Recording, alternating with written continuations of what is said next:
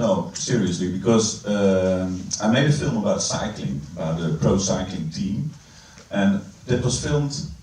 All was filmed behind the scenes. So when the TV cameras had to shut down, I started filming, and this film was screened in Utrecht in the Netherlands. And Mr. Timmermans was there for the keynote speech because he's a big cycling lover. And it was because of that, in fact, that when he was, excuse me for my bad English, benoemd, when I was nominated? Nominated for Brussels, somebody was there. He said, this Mr. Timmermans, he was so positive about that cycling film, and well, couldn't you ask him if you can film him like that cycling film? Behind the scenes, filming when normal cameras have to shut down, etc. And then I sent a text message to Frans, in fact, because we had contact before. And I said, well, can we do that? And he said, well, I trust you. Usually I say no to things like this, but I trust you, and well, let's talk about it. That's how it all started. And this was, then the only thing, in fact, was can we film everything? Can we be on every spot? And you said yes. Was it like that? Huh? Mm-hmm.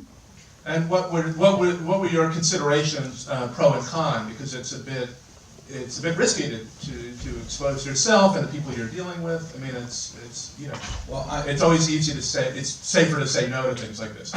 Yeah.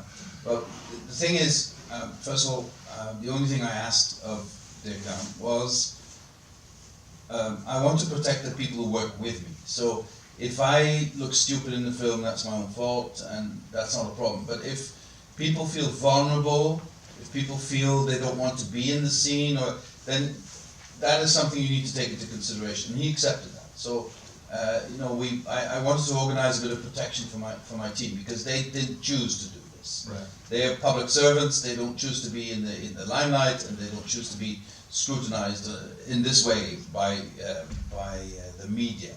Secondly, two reasons why I believed in him. First, because I saw his earlier work, which was always made with a high level of curiosity, but also a high level of integrity.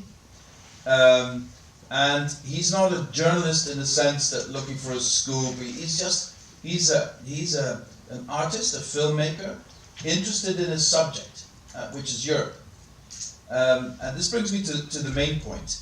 You know, we are no longer we're in a what I would say post-paternalistic society. You can't go out there and tell people what Europe looks like and how it works. We tried that for decades, but it doesn't really come across very well, does it? So now I thought, why not just show people what we do? And then they can make up their own mind. We're not telling people what to think in this film. We're not telling them to draw conclusions. We're just showing what we do. And the reactions afterwards in the Netherlands were really impressive, in the sense of people say, now we know what you do. Yeah. Which I think is the first step in gaining people's trust again in this European project. I believe passionately in this project, but it lacks public trust. And one of the ways to regain public trust is simply by showing what we do. Yeah. And I think the whole idea of like what a European Union is a bit abstract to people. I think there's an idea that the nations are sort of part of a group, but that there's an actual structure there, and that there's an administration that's running, you know, alongside the individual members. It's unusual, and this shows that.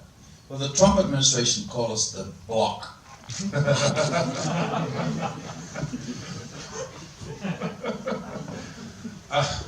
What were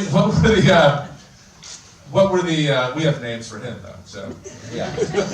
What were the considerations? Like, just tell us a bit. You know, it was filmed over a few years. Like, what was the expanse of time, and then what were the days like? You know, when did you decide to shoot and not shoot? Well, the thing is, this was sponsored by the film fund, the Dutch Film Fund. So you need to write a scenario before you get the money. But in fact, this whole migration thing was not happening when we were writing that. Yeah. So we had to write some kind of a scenario. Well, we said, well, there will happen something that will be very interesting for this film, etc. Right. Well, and then it happened. In fact, Frans, in one of the first days we were shooting, when we were moving from Brussels to Tervuren, then in fact started this migration.